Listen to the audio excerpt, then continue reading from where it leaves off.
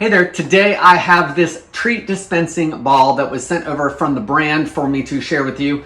Now, we really like these type things with our dog because he likes to stay busy and it's a good way to give him a little bit of exercise as well as give him a treat, or it can be used as a slow feeder depending on how you want to handle it. So the first thing I really like about this is that it's nice and heavy. It's a nice solid design and the pieces screw on to the top nice and tight, so they're not going to come loose when my dog's using it.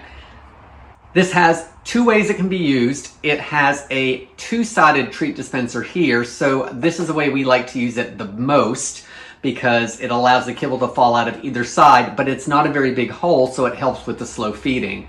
So you just open it up, and then inside you can put your kibble and then put the lid back on it, and your dog can push it around and try to get the food out of it. The next way it can be used is, again, as a slow feeder, but it has this top on it that has a larger hole. So maybe this would be used for in the beginning when your dog's getting used to using it.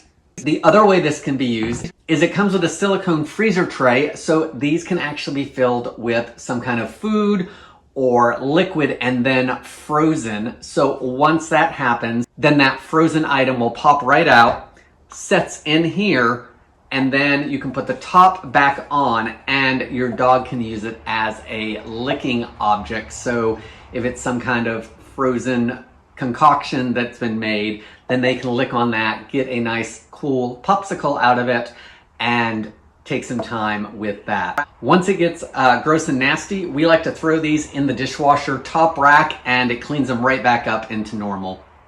If you are looking for a new way to feed your pet or give them some extra activity, then I hope this video helps you decide on if this is a good product for you.